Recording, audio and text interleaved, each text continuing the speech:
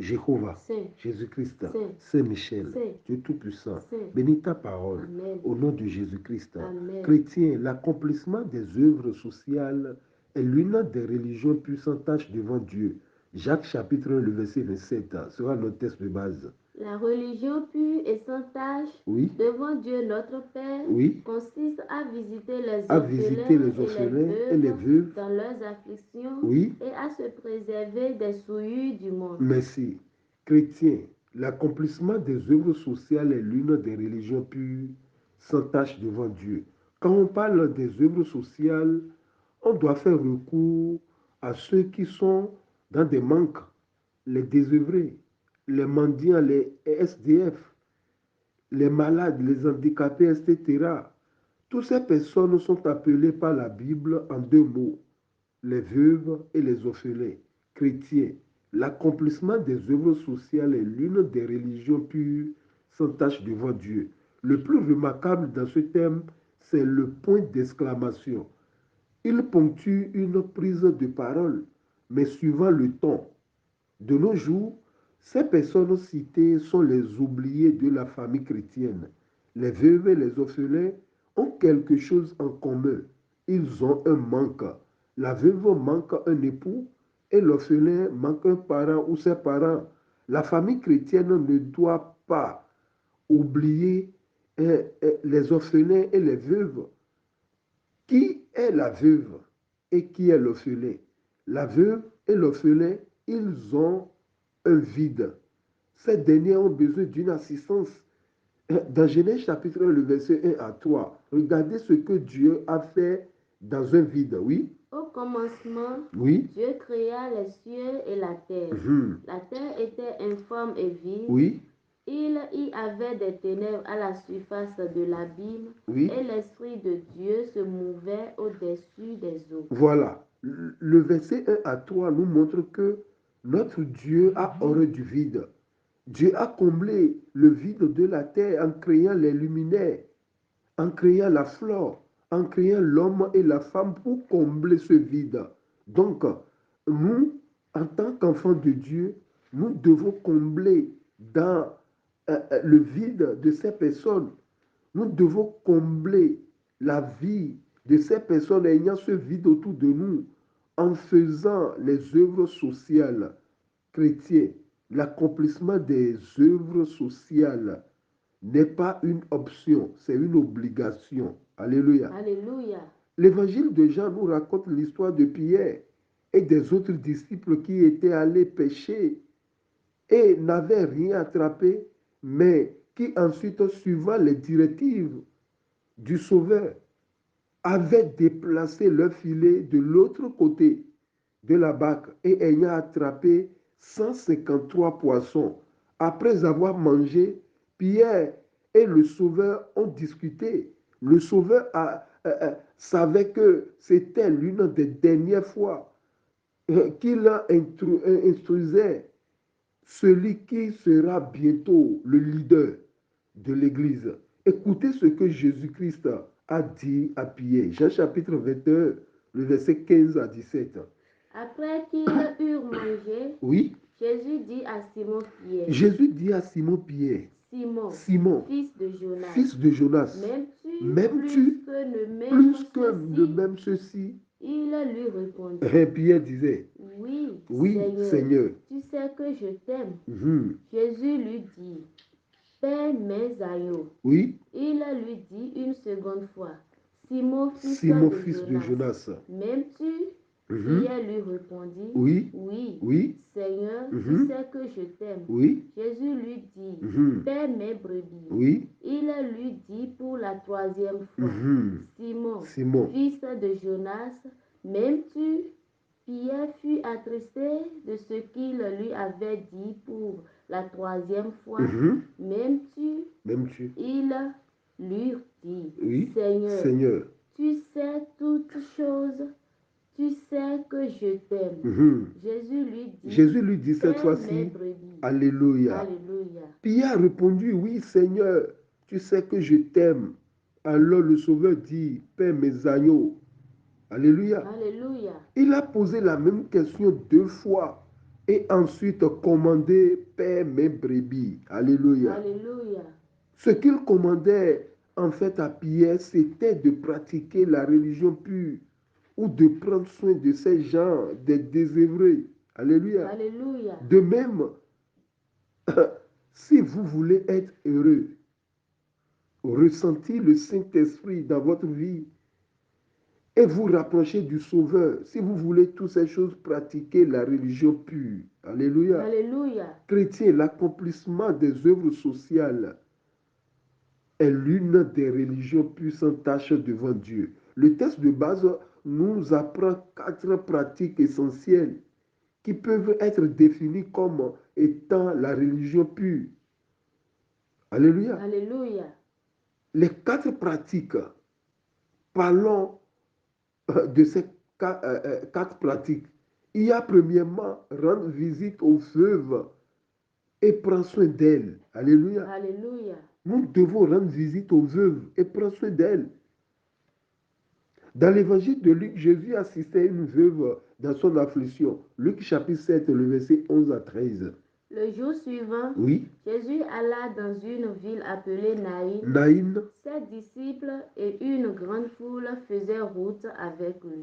Lorsqu'il fut près de la porte de la ville, voici, on portait en terre un mort, fils unique de sa mère, Oui. qui était veuve, et il y avait avec elle beaucoup de gens Wow. de la ville.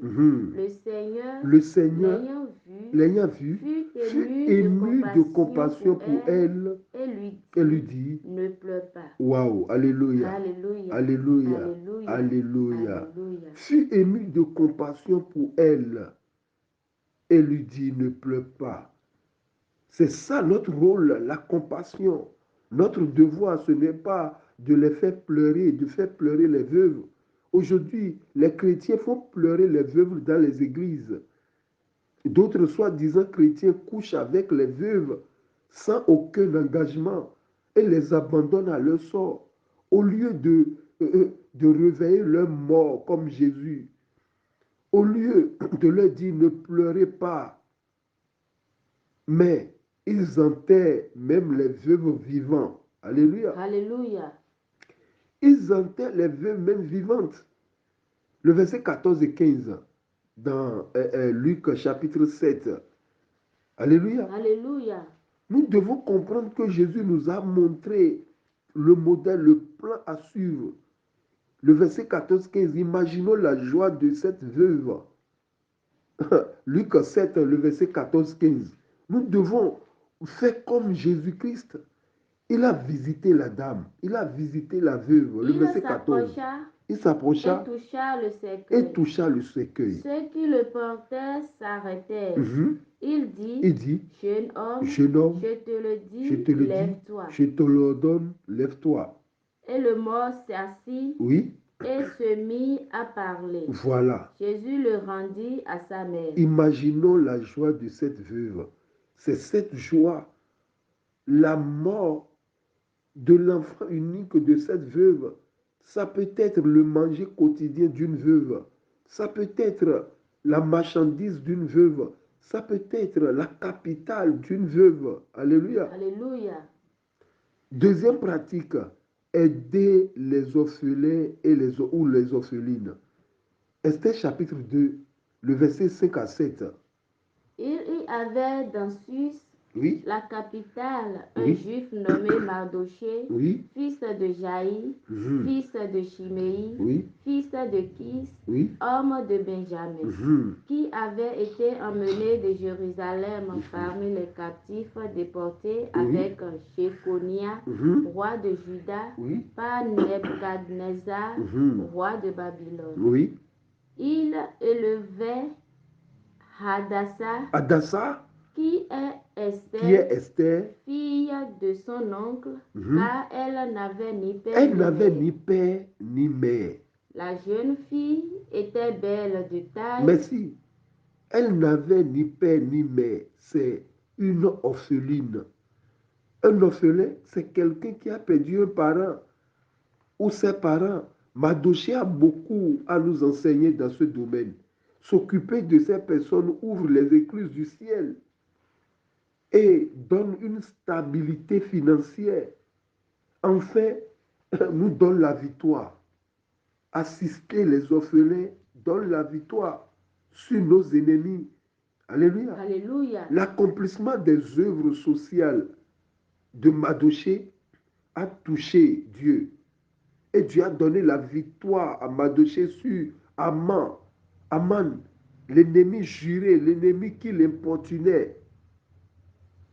Alléluia. Alléluia. Si vous lisez Esther chapitre 7, là, le verset 9 à 10, vous verrez. Vous verrez. Mardochée a eu le dessus sur Naman. Aujourd'hui, il y a beaucoup d'orphelins dans le monde. Il y a les orphelinats. Les chrétiens peuvent les visiter pour accomplir les œuvres sociales. C'est une autre forme de parler à Dieu. C'est une autre forme de prier.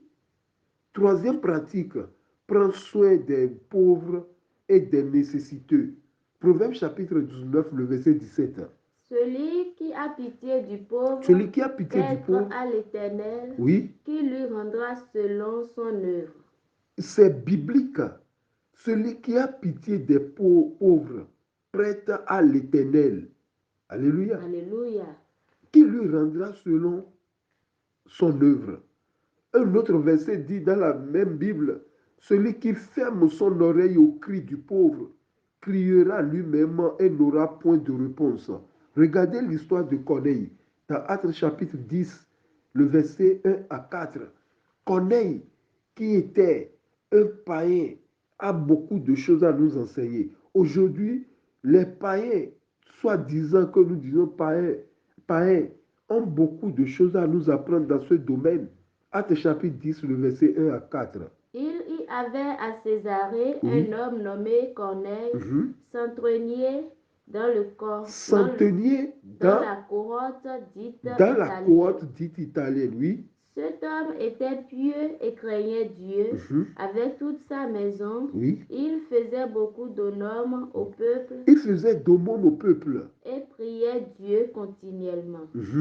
Vers la 9e heure du jour, il vit clairement dans une vision un ange de Dieu qui entra chez lui, oui, et qui lui dit, Corneille.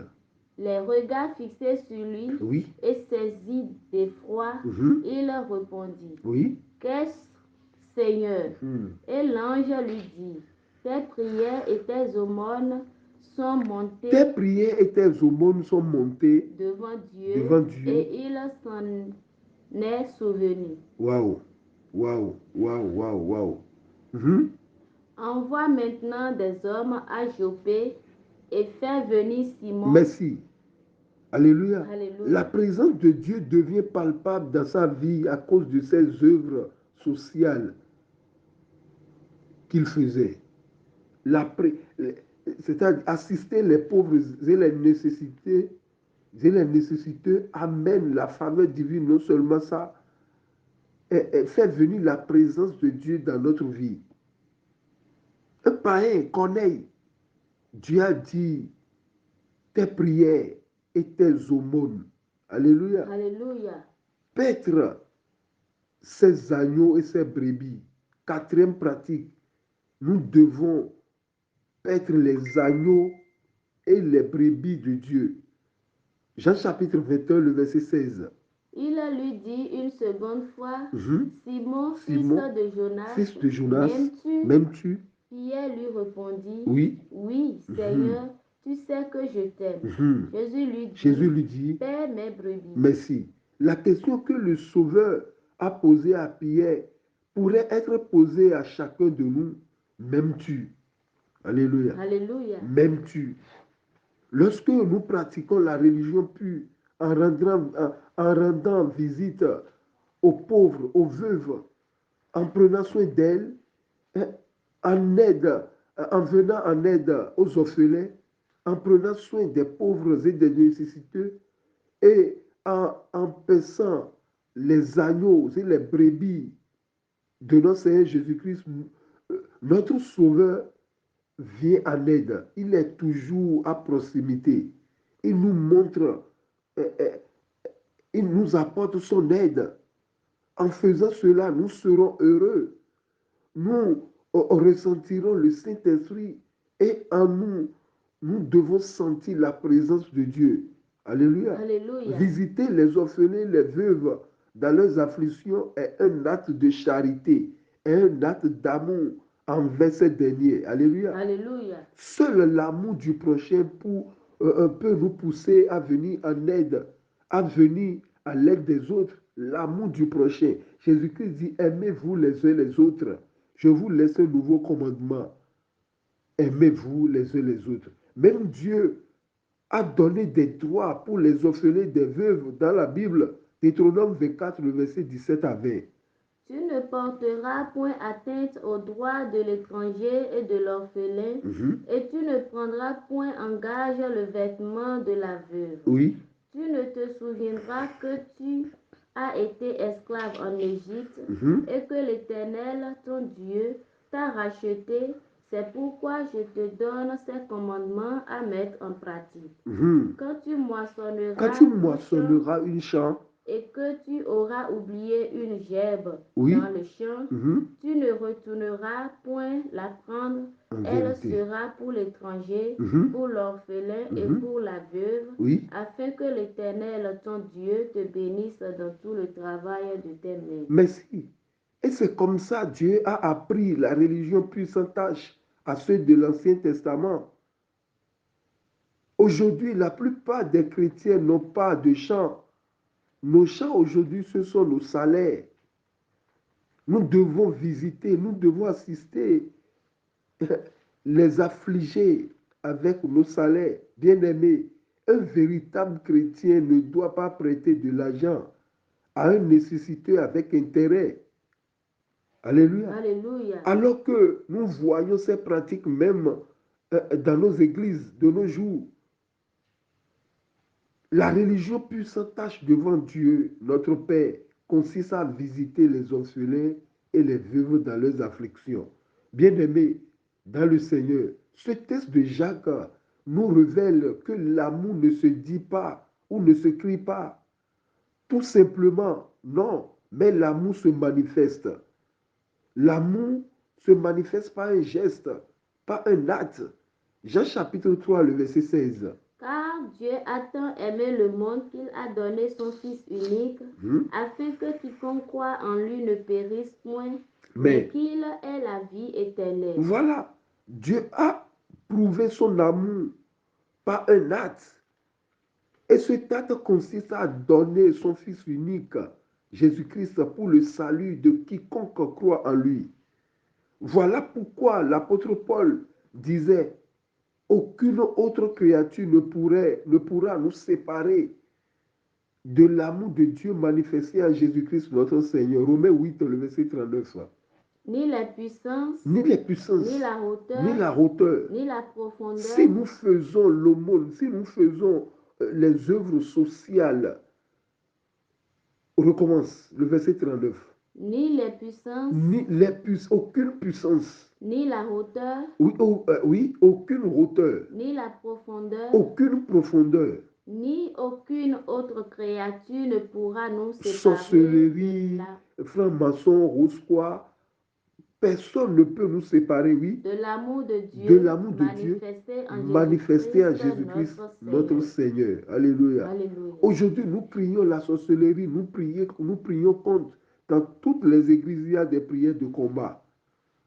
Mais les œuvres sociales est une autre forme de prière de combat.